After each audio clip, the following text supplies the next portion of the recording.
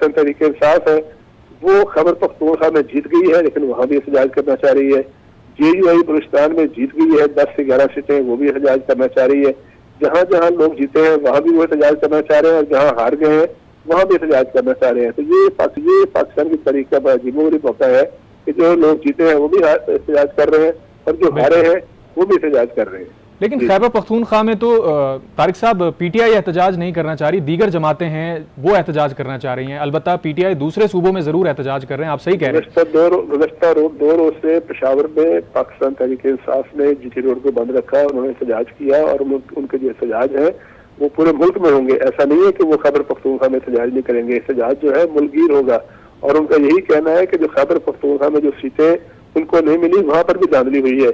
जिन सीटों पर वो जीत गए हैं उन पर तो धांधली नहीं हुई, लेकिन जिन पर वो हारे हैं उन पर भी एहतजाज करेंगे। यार कौमी असम्बली की सीटें भी तो हारी ना उन्होंने खैबर पख्तूनख्वा में, इसलिए पाकिस्तान तहरीक इंसाफ जो है उसका जो एहतजाज का जो मंत्रा है, एहतजाज का जो उसका प्रोग्राम है वो मुल्कगीर है। जी सही।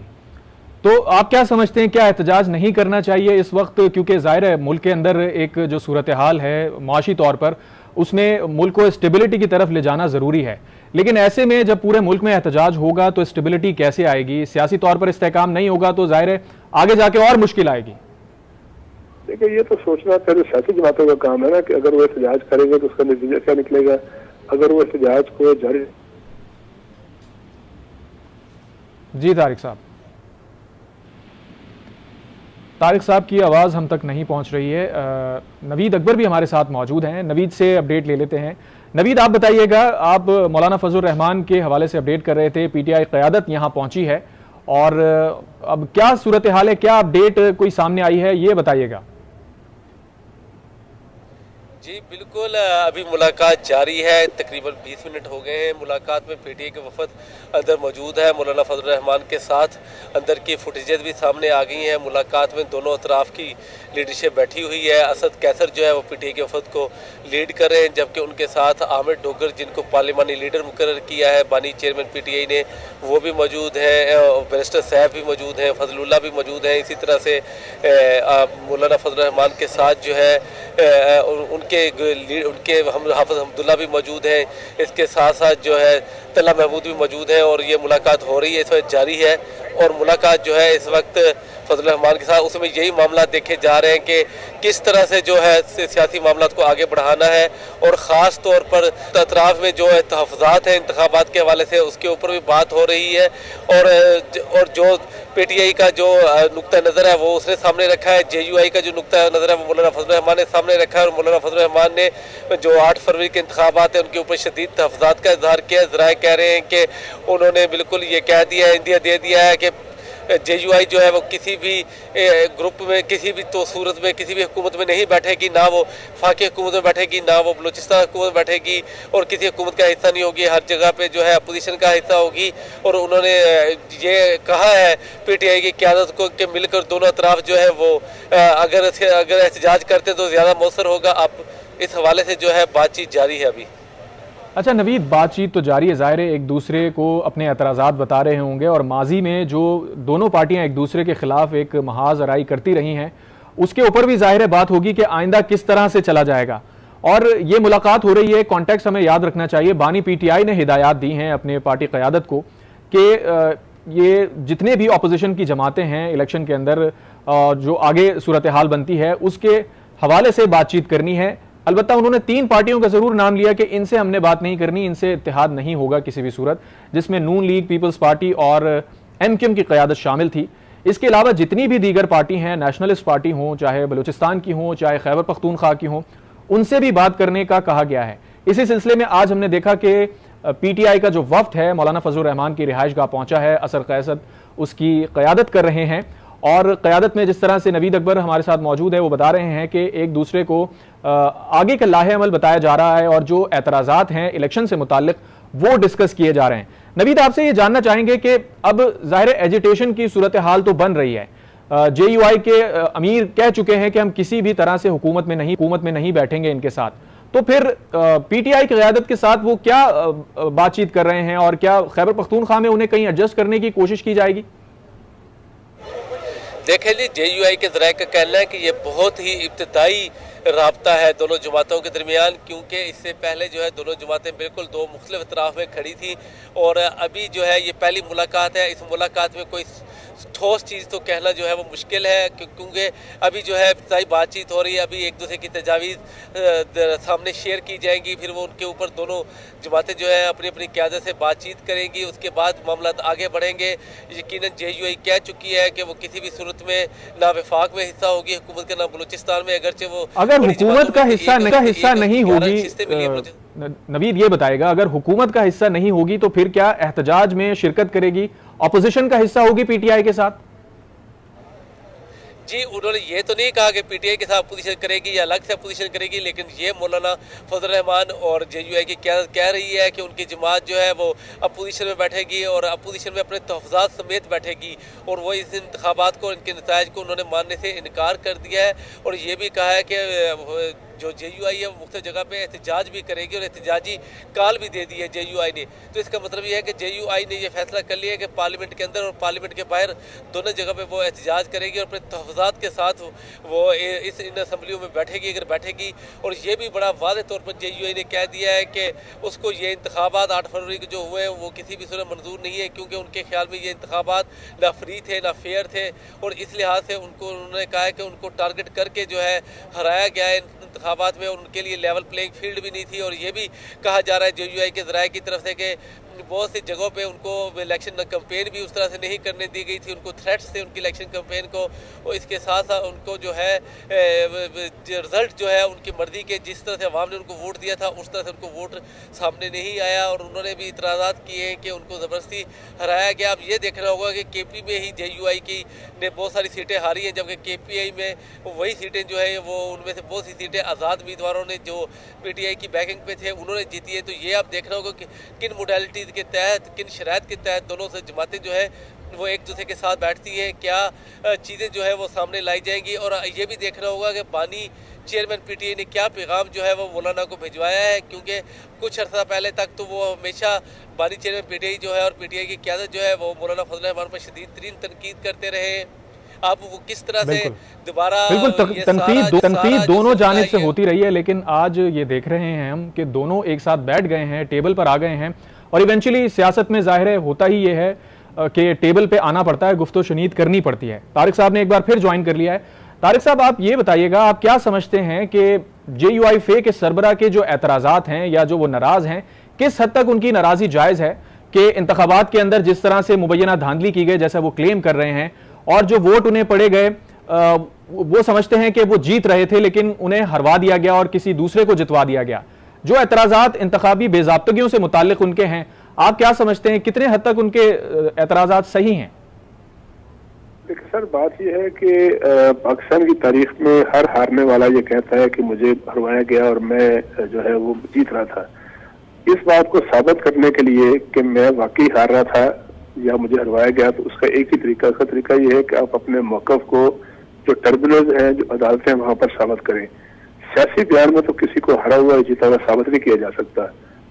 आज तक 2018 में, 2013 में सब ने ये इल्ज़ाम लगाया, और इमरान खान साहब ने 2013 में इल्ज़ाम लगाया कि उनके खिलाफ धांधली हुई है। उन्होंने 4 सीटों का मुतालबा किया कि 4 सीटें खोल दी जाएं, और आपको याद होगा कि बाद में सुप्रीम जुडिशल काउंसिल बना, एक सुप्रीम कोर्ट ने कमीशन बनाया और उसने तहकीकात के बाद कहा कि आम इंतखाबात में कोई मुनज़्ज़म धांधली के सबूत नहीं मिले। इसी तरह 2018 में मुस्लिम लीग नून ने कहा कि उनके खिलाफ धांधली हुई है। जब उनसे कहा गया कि आप अदालतों में जाए तो मुस्लिम लीग नून अदालतों में नहीं गई। अब मौलाना फजल रहमान साहब या पीपल्स पार्टी या मुस्लिम लीग नून या PTI जो भी ये समझता है कि उसके खिलाफ धांधली हुई है, उसको साबित करने का एक तरीका है। सियासी बयान जितने मर्जी दें, प्रेस कॉन्फ्रेंस जितनी मर्जी दें, जुलूस जितने मर्जी निकालें, एहतजाज जितना मर्जी करें, आपको किसी लेजिटिमेट फोरम पे अपनी बात साबित करनी पड़ेगी। अगर मौलाना फजल रहमान समझते हैं कि उनके खिलाफ किसी एक हल्के में या 10 हल्कों में कहीं धांधली हुई है, बेज़ाब्तगी हुई है, इरेगुलरिटी हुई है, तो उस रेगुलरिटी को आपको किसी फोरम में साबित करना पड़ेगा। अब मसला ये है कि मौलाना फजल रहमान साहब चीन से MLA बन गए हैं। कल जब उनसे सवाल किया गया कि आप जिस सीट से जीते हैं वहां से तो आप धांधली की बात नहीं कर रहे हैं, लेकिन अगर आप DI खां से हार गए हैं तो वहां से आप धांधली की बात कर रहे हैं, तो उस पर इतराज क्यों नहीं उठा रहे? तो उन्होंने कहा कि नहीं, मैं किसी एक सीट की बात नहीं कर रहा, मैं एक अमूमी बात कर रहा हूँ। इसी तरह जहां से उनके साहबजादे हार गए हैं अब वहां से वो कह रहे हैं कि धांधली हो गई है, लेकिन बलूचिस्तान में उनको सूबाई असम्बली की 10 या 11 सीटें मिल गई है, तो वहां वो धांधली की बात नहीं करते। तो ये बड़ी अजीबोगरीब होती है बात के धांधली की बात करना, धांधली का इल्जाम लगाना प्रेस कॉन्फ्रेंसों में, मीडिया में तो होता है, लेकिन उसको साबित करने के लिए और अपनी बात को एस्टेब्लिश करने के लिए आपको कहीं ना कहीं उस इल्जाम को साबित करना पड़ता है। तो अगर से मौलाना साहब बिल्कुल इल्जाम को साबित करने के लिए आप दुरुस्त कह रहे हैं कि मुताल्लिका फोरम पे जाना पड़ता है, और जिस तरह अदालतों में भी पहले कहा गया कि आप मुताल्लिका फोरम से रुजू करें, लेकिन तारिक साहब उसमें मसला ये है कि हमने माजी में भी यही देखा है कि मुताल्लिका फोरम्स पे जब लोग जाते हैं तो वो बहुत ज्यादा लिंगर ऑन हो जाती है चीज। पिछले दौरे हुकूमत में हमने देखा कि कासिम खान सूरी जो कि डिप्टी स्पीकर कौमी असम्बली रहे, 5 साल उन्होंने स्टे के ऊपर ही गुजार दिए और उसका कोई नतीजा नहीं निकला। तो ऐसी सूरत हाल में जाहिर है जो सियासी रहनुमा हैं, जो उम्मीदवारान हैं, उनके अंदर एक बेचैनी तो पैदा होगी। आप हमारे साथ ही मौजूद रहे, ब्यूरो चीफ लाहौर सलीम शेख भी हमारे साथ मौजूद हैं, उनसे बात करते हैं। सलीम, आप किस तरह से देख रहे हैं इस डेवलपमेंट को कि पीटीआई और जेयूआई इस वक्त टेबल पे बैठे हुए नजर आ रहे हैं, पूरी कौम देख रही है। पिछले 10 साल की अगर सियासत की हम बात करें तो दोनों ने बहुत एक दूसरे के खिलाफ सियासी महाजराई की है, लेकिन इवेंचुअली अब दोनों एक साथ बैठे हुए नजर आ रहे हैं आपको। देखिए, ये सियासत में जो दरवाजे हैं वो बंद नहीं होने चाहिए, और ये बड़ी अच्छी बात है कि मौलाना फजलुर रहमान ने अपने दरवाजे नहीं बंद किए और पीटीआई के जो वफद है उनसे मुलाकात कर रहा है। लेकिन अब देखना यह है कि अगर आपका मौकफ जो है पिछले 10 साल में कोई और मौकफ था और आज मौकफ बदल गया है, तो इसकी वजह क्या है, इसकी वजह को ढूंढना पड़ेगा। हम ये नहीं कहते कि जी किसी को सियासत में इकट्ठे नहीं बैठना चाहिए, जरूर बैठे, लेकिन अपना मौकफ जो बदल लिया सारा, इसके ऊपर देखना होगा कि अभी भी जो पीटीआई तंजीम है वो इस वक्त भी जो है वो हुकूमत मुखालफ तो ठीक है, उसको जाना चाहिए, लेकिन वो रियासत मुखालफ अगर वो निकला ही दोबारा से, जैसे 9 मई का वाकया हुआ था, तो फिर ये बात कहाँ पर जाएगी। सलीम शेख, अभी ये केसेस देखें ये केसेस अभी अदालतों के अंदर है, हमें खुद से कोई कंक्लूजन ड्रॉ नहीं करना चाहिए। आप उनकी सियासत के ऊपर बात करें, इस तरह तो अगर हम किसी को लेबल करेंगे तो मेरा ख्याल है वो गलत होगा। मैं वही बात कर रहा था कि अगर 9 मई के वाकयात पर जो है वो उन पर कोई जो इल्जामात लगे हैं और उनको कोई सजाएं हो जाती हैं, या जो भी अभी तक का बयानिया है स्टेट का, तो उसके मुताबिक वैसे तो मौलाना फजलुर रहमान भी ये कहते हैं कि 9 मई के जो वाकयात है वो दुरुस्त नहीं थे, उनको सजा होनी चाहिए। सजा का प्रोसेस अभी नहीं शुरू हुआ, लेकिन अगर यही बात है कि सिर्फ आपने इक़्तिदार के लिए एक दूसरे के साथ बैठना है और माजी की सारी बातें बुला देनी है और अपना बयानिया खत्म कर देना, तो ये सोचने की बात है तमाम सियासी पार्टियों को। लेकिन ये बात दुरुस्त है कि सियासी पार्टियों को जो है वो आपस में मिल बैठ कर जो है वो सियासत के मामला जो है वो सियासत में ही हल करने चाहिए, और अगर ये बैठकर कोई अच्छा रास्ता निकाल लें और देख लें कि अच्छा सलीम साहब, आपसे ये भी जानना चाहेंगे, आपने बड़ी इंपॉर्टेंट बात की कि सियासी जमातों को बैठ मिल के कोई ना कोई रास्ता निकालना चाहिए। पहले ये तनकीद की जाती थी कि बानी पीटीआई जो हैं वो सियासी कुव्वतों के साथ नहीं बैठते और गैर जमहूरी कुव्वतों के साथ कहते हैं कि हमसे बात की जाए, लेकिन अब जब वो सियासी कुव्वतों के साथ बैठ रहे हैं सिर्फ 3 कुव्वतों को हटा के, तो इसको किस तरह से आप देख रहे हैं? देखें, अभी भी देखें बानी पीटीआई ने या पीटीआई ने जो है वो अभी भी गलत किया है कि वो उनको कहना चाहिए था कि वो तमाम सियासी जमातों से जो है वो दरवाजे खोल रहे और तमाम के साथ बैठने के लिए तैयार है। उनके साथ बैठेंगे, अपना मौक़िफ़ सामने लेकर आएंगे तो फिर ही बात चली जाएगी ना। लेकिन अगर वो कहेंगे कि हमने 3 जो पार्टी हैं, मुस्लिम लीग नून है, पीपल्स पार्टी है, इनके अलावा जो है वो दीगर पार्टियों से हम बात कर सकते हैं, तो फिर इसका मतलब है कि वो फिर भी जो है वो सियासत में जो है वो इंतशार वाली बात या फिर जो पसंद नापसंद वाली बात करना चाह रहे हैं। सियासत में अगर सियासत को भी आगे लेकर जाना है और मुल्क को भी आगे लेकर जाना है और हमारी जो मईशत बिगड़ रही है उसको भी बेहतर करना है, तो उसके लिए जो है वो तमाम जो सियासी पार्टियां हैं तमाम को आपस में बैठना चाहिए। अगर देखा जाए तो 3 बड़ी सियासी पार्टियां हैं जिसमें पीटीआई है, मुस्लिम लीग नून और पीपल्स पार्टी है। अगर 2 बड़ी पार्टियों से वो पीटीआई की क़यादत नहीं बैठ रही तो इसका मतलब यह है कि वो अभी भी उसके ज़हन में कोई ऐसी बात है कि जो लोग अगर हुकूमत बनाने की तरफ जा रहे हैं तो हमने उनके साथ नहीं बैठना, जो लोग हुकूमत हालांकि यही तमाम इल्जामात पीटीआई पहले मौलाना फजलुर रहमान के लिए और उनकी जमात के लिए भी इस्तेमाल करती थी, जो नून लीग, पीपल्स पार्टी या एमक्यूएम के लिए इल्जामात की बात करती थी, लेकिन उनके साथ बैठने को तैयार नहीं है, मौलाना फजलुर रहमान के साथ बैठने को तैयार है। हालांकि इल्जामात की नौयत तकरीबन एक जैसी है। बिल्कुल, बात तो वही है ना कि अब मौलाना फजलुर रहमान ने जो कल बात की थी कि हम जो है अपोजिशन में बैठने जा रहे हैं और साथ ही मुस्लिम लीग नून को भी दावत दी थी कि वो भी जो है वो अपोजिशन में आए, तो इसकी वजह से जो है वो और पीटीआई ने बात की है कि हम जो है उनके साथ बात करने के लिए तैयार है। अगर हो सकता है कि बात के दौरान उनके जो मुतालबात हैं, जिस किस्म के वो मुतालबात करते आ रहे हैं, अगर वो JUI ने ना माने कि भाई हमने किस तरह जो है वो अपोजिशन करनी है, सड़कें ब्लॉक करनी है, मुजाहरे करने हैं, अवाम को मुश्किलात पैदा करनी है, अगर यही स्टांस रहा जैसे कि पीटीआई ने कहा है कि हम 1 या 2 दिन में जो है वो कॉल देंगे और पूरे पाकिस्तान में जो है कॉल देकर जो है वो एहतजाज किया जाएगा। एहतजाज करना हर किसी का हक है, हम ये नहीं कहते कि एहतजाज कोई ना करे, लेकिन अगर जो कानून को कोई हाथ में लेता है तो असल मसला तो वहां से शुरू होता है। तो लिहाजा अगर एहतजाज कर रहे हैं और JUI भी उस एहतजाज का हिस्सा बनना चाहती है तो बन जाए। हम तो ये कहते हैं कि एहतजाज जो है हर किसी का हक है, लेकिन जो है वो एक आइन और कानून के दायरे में। एहतजाज सबका हक है लेकिन आइन और कानून के दायरे में होना चाहिए। सलीम शेख, आप हमारे साथ मौजूद रहिए। एक बार फिर रुख करेंगे नवीद अकबर का, जो इस वक्त मौलाना फजलुर रहमान की रिहाइशगाह के बाहर मौजूद हैं। नवीद, आपसे जानना ये चाहेंगे कि अब तक की क्या डेवलपमेंट सामने आई है, क्या लग रहा है कि मीटिंग मजीद कितना वक्त ये चलती रहेगी? जी, अभी तो मीटिंग जारी है, ये बताना मुश्किल है कि कितना वक्त जारी रहेगी, लेकिन यह ज़रूर है, अभी ये ज़राए ने बताया कि मुलाकात में पीटीआई के वफद ने उमर अयूब खान के लिए वजारत उज़्मा का वोट मांग लिया है।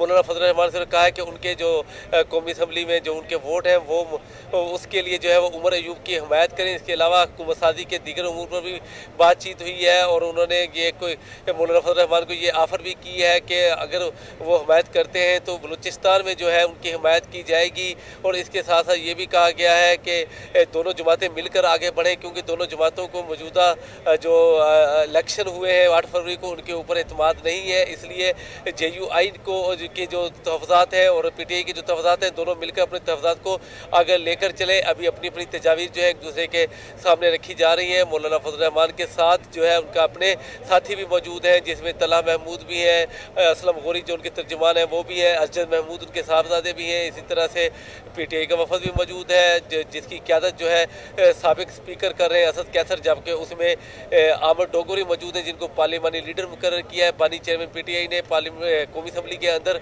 इसके अलावा जो है बैरिस्टर सैफ भी मौजूद है और फजलुल्लाह भी मौजूद हैं। तो ये दोनों वफूद जो है ये बातचीत कर रहे हैं।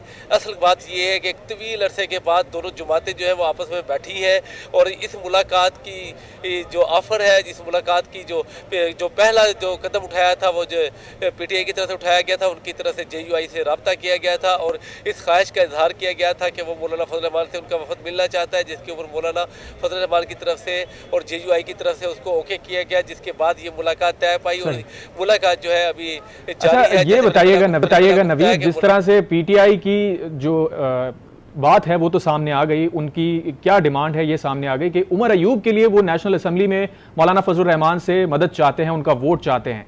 जवाब में जिस तरह आपने बताया कि बलूचिस्तान में PTI की जानिब से कहा गया है कि JUI को एडजस्ट किया जाएगा, तो उस तरफ से क्या बात सामने आई है कि उन्हें किस तरह से एडजस्ट किया जाएगा बलूचिस्तान में? जी, उससे पहले तो मौलाना फजलुर रहमान ने ये कहा जा रहा है कि हम अपोजिशन में बैठेंगे, हम हुकूमत में दिलचस्पी नहीं रखते हैं, हम बलूचिस्तान में हुकूमत बनाने में दिलचस्पी नहीं रखते हैं। ये ज़राए कह रहे हैं कि मौलाना फजलुर रहमान का ये जवाब था। मौलाना फजलुर रहमान ने ये ज़रूर कहा है कि जो 8 फरवरी के इंतखाबात है उसके हवाले से वो जो एजिटेशन या वो जो एहतजाज का रास्ता शुरू करना चाह रहे हैं उसमें उनका साथ दिया जाए और PTI भी उनका साथ दे। दोनों जमातें जो है वो एक दूसरे से साथ मांग रही हैं एहतजाज के सिलसिले में।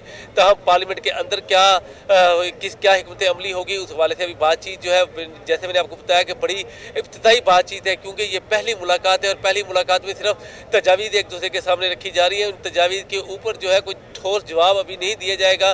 PTI की जो क़यादत है वो भी अपनी जो बानी चेयरमैन समेत दूसरी जो क़यादत है उनके पास जाएंगे, जो मौलाना फजलुर रहमान की तजावीज़ है वो लेके मौलाना फजलुर रहमान भी अपनी जो मजलिस अमूमी है उनसे बातचीत करेंगे, अपने मोतमद ख़ास जो उनके हैं जो लोग हैं उनके करीब उनसे बातचीत करेंगे, जिसके बाद आगे का लाहे अमल जो है बड़ी इंपॉर्टेंट डेवलपमेंट नवीद आपने हमारे साथ शेयर किया। आप हमारे साथ ही मौजूद रहिए। ब्यूरो चीफ इस्लामाबाद तारिक चौधरी और लाहौर से सलीम शेख भी हमारे साथ मौजूद हैं। तारिक साहब, आप सुन रहे हैं नवीद अकबर की बात भी, वो बता रहे हैं कि JUI को ये ऑफर की गई है कि अगर आप नेशनल असम्बली में हमारे उम्मीदवार के लिए अगर सपोर्ट करेंगे, उसे वोट देंगे, तो बलूचिस्तान में आपके लिए हम कोई ना कोई एडजस्टमेंट करेंगे या आपके साथ कोई चीज ऐसी की जाएगी कि आप मुतमईन हो जाएं। आप किस तरह से देख रहे हैं? हमें तो लग रहा था शायद एहतजाज के लिए शायद उनको ऑन बोर्ड लेने की कोशिश की जा रही है, लेकिन यहां पर तो पीटीआई नेशनल असेंबली के अंदर हुकूमत बनाने की कोशिश कर रही है। मैंने पहले इस किया था कि मुश्किल तौर पर हुकूमत बनाने की बातें हो रही हैं, लेकिन अगर जेयूआई के और पीटीआई के जो वोट है उनको देखा जाए तो दोनों मिलकर मरकज में हुकूमत नहीं बना सकते। 3 या 4 सीटें हैं जेयूआई के पास टोटल कौमी असेंबली की, और 90 सीटें अगर शुमार कर ली जाए पाकिस्तान तहरीक इंसाफ की तो 93 या 95 सीटें बन सकती हैं, जबकि मरकज में हुकूमत साजी के लिए 169 वोट चाहिए होते हैं कम अज कम प्राइम मिनिस्टर बनने के लिए। तो वो तो ये 2 जमातें मिलकर नहीं पूरे कर सकती। सियासी जमातें जब बैठती हैं तो बाज़ का जो है मुतालबात कुछ और होते हैं, दिखावे के लिए बातें कुछ और होती हैं और अंदर खाने बातें कुछ और होती हैं। वो यकीनी तौर पर हुकूमत के लिए कोशिश करेंगे, लेकिन जितना इस वक्त वो दबाव डालेंगे, आप उनकी पाकिस्तान तहरीक इंसाफ की जगह पर बैठ कर देखें, वो इससे जितना दबाव डालेंगे उतना दबाव उनके लिए फायदेमंद होगा और उनको आइंदा सियासी फायदे होंगे। जहां तक बलूचिस्तान का ताल्लुक है, पाकिस्तान तहरीक इंसाफ के पास बलूचिस्तान में शायद, मुझे कंफर्म नहीं है, शायद कोई 1-8 सीट ऐसी हो सूबाई असेंबली की, उनके पास बलूचिस्तान में सीटें नहीं है। बलूचिस्तान में पाकिस्तान पीपल्स पार्टी के पास, जेयूआई के पास और मुस्लिम लीग नून के पास मेजॉरिटी सीटें हैं, वो मिलकर हुकूमत बना सकती हैं या बाकी कॉम्प्रेस जमातें बना सकती हैं। तो बलूचिस्तान में भी पाकिस्तान तहरीक इंसाफ जेयूआई को कोई फायदा नहीं पहुंचा सकती। ये सीधे सीधे अदाद शुमार है। हाँ, अलबत्ता जेयूआई को फायदा हो सकता है पाकिस्तान तहरीक इंसाफ से खैबर पख्तूनख्वा में, अगर वहां पर पीटीआई को शामिल कर ले। तो मेरा यह ख्याल है कि मरकज में हुकूमत बनाना तो शायद मुमकिन नहीं है। अगर पाकिस्तान तहरीक इंसाफ या कोई और बड़ी जमात पाकिस्तान पीपल्स पार्टी को अपने हल बनाने में कामयाब हो गई तो फिर शायद ये मुमकिन हो जाए, लेकिन जेयूआई और ये दोनों जमातें मिलकर नहीं कर सकती। यकीनी तौर पर इसके कोई इससे ज्यादा बड़े मुकासद हो सकते हैं, और वो मुकासद यकीनी तौर पर ये होंगे कि कुछ बड़ी जमातों को एक प्लेटफॉर्म पर इकट्ठा किया जाए, ताकि इस वक्त की जो एस्टेब्लिशमेंट है, मुख्तलिफ कुव्वतें हैं, उन पर ज्यादा से ज्यादा दबाव डालकर अपनी मर्जी के कुछ मुतालबात बनाए जा सके। बिल्कुल तारिक साहब, आपने दुरुस्त कहा कि पसे पर्दा जो चीजें हैं वो जाहिर मंजर आम पर अभी नहीं है, और इंपॉर्टेंट चीजें भी वही हैं जो पसे पर्दा हैं। इसी पर सलीम शेख से भी बात कर लेते हैं। सलीम, जिस तरह नवीद अकबर ने बताया कि पीटीआई की जानिब से ये ऑफर की गई है कि अगर कौमी असेंबली में आप हमें वोट दें, हमारा साथ दें, तो हम बलूचिस्तान के अंदर आपका साथ दे सकते हैं और आपको कुछ ना कुछ ऑफर कर सकते हैं। लेकिन तारिक साहब का तजिया बिल्कुल सही है कि बलूचिस्तान के अंदर तो पीटीआई खुद ऐसी पोजीशन में नहीं है कि वो हुकूमत साजी कर सके। तो आप कैसे देख रहे हैं इस पूरी सूरत हाल को? आज जब एक खबर आई थी कि पीटीआई जो है वो पीपल्स पार्टी से जो है वो बात करने के लिए जा रही है, लेकिन उसकी बाद में जो है वो थोड़ी देर बाद वजाहत आ गई कि बात नहीं करने जा रहे। लेकिन अगर वो पीटीआई किसी बड़ी जमात से बात करेगी तो फिर तो बात बनती भी है कि वो कौमी असेंबली में जो है वो अपना वजीर आजम मुंतखब करने की पोजीशन में आ सकती है। लेकिन जिस तरह अभी तारिक साहब ने कहा कि अगर 3 सीटें जेयूआई से की मिला भी लें तो फिर भी ये हुकूमत बनाने की पोजीशन में नहीं आ रहे। और इस समय जो बात है वो ये है कि मुस्लिम लीग नून की जो क़यादत है, यानी शहबाज शरीफ, उन्होंने परसों ये कह दिया था कि अगर पीटीआई इस पोजीशन में है तो पहले वो हुकूमत बनाने की कोशिश कर ले, हम जो है वो फिर बाद में कोशिश करेंगे। और सूरत ये है कि मुस्लिम लीग नून, पीपल्स पार्टी और एनटीएम जो है वो इस वक्त हुकूमत बनाने की पोजीशन में आ चुके हैं और इकट्ठे हो चुके हैं। ये एक अलग बात है कि पीपल्स पार्टी ने ये कहा है कि हम हुकूमत का हिस्सा नहीं होंगे, यानी काबीना का हिस्सा नहीं होंगे, वोट जरूर देंगे। लेकिन अब ये जो सूरत सारी इकट्ठी इस वक्त बनती जा रही है, उसका मतलब सिर्फ यही है कि वो अपोजिशन में जो है अपनी कोई जगह बना ले। क्योंकि आज मौलाना फजलुर रहमान ने, कल बल्कि मौलाना फजलुर रहमान साहब ने कहा था कि हम अपोजिशन में बैठेंगे। तो अपोजिशन में बैठने के लिए पीटीआई के जो आजाद उम्मीदवार हैं वो उनको एक प्लेटफॉर्म चाहिए। वो समझते हैं कि कोई ऐसा मजबूत प्लेटफॉर्म उनको मिल जाए कि ताकि उनकी आवाज जो है वो बेहतर तरीके से जो है वो आगे पहुंच सके। ये एक अच्छी बात है कि उन्होंने उमर अयूब को जो है वो नामजद कर दिया वजीर आजम के तौर पर। और मैं ये समझता हूँ कि जब वजीर आजम के इंतखाब की बारी आएगी तो अभी जैसे ये आजाद अरकान जो है वो मुख्तलिफ जमातों में जा रहे हैं, खुसूसन मुस्लिम लीग नून में, ये ना हो कि आइंदा आने वाले दिनों में जो है वो मुस्लिम लीग नून में जो है वो मजीद आजाद अरकान चले गए और फिर इनके पास जितने इस वक्त अरकान है उनकी तादाद भी ना रहे। और जो पोजीशन तो इंतखाबात 2024 के बाद अब हुकूमत साजी के लिए सियासी जमातें एक दूसरे के साथ बैठ रही हैं और हम आज देख रहे हैं कि पिछले तकरीबन 1 दहाई से जो सियासी तौर पर एक दूसरे के मुखालिफ थे, आज हमें टेबल पर नजर आ रहे हैं। असद कैसर की क़यादत में पीटीआई का वफ्द आज जेयूआई के अमीर मेहमान के घर पहुंचा है। इस वक्त एक इंपॉर्टेंट मीटिंग चल रही है पीटीआई की तरफ से मौलाना फजलुर रहमान को कुछ ऑफर की गया है और जवाब में मौलाना फजलुर रहमान ने भी अपने तहफ़्फ़ुज़ात और जो भी मुतालबात हैं वो सामने रखे हैं। इस हवाले से हमें अपडेट कर रहे थे आज न्यूज़ के नुमाइंदे नवीद अकबर और ब्यूरो चीफ इस्लामाबाद तारिक चौधरी भी हमारे साथ मौजूद थे, ब्यूरो चीफ लाहौर सलीम शेख भी हमारे साथ मौजूद थे। आप तीनों का बहुत शुक्रिया।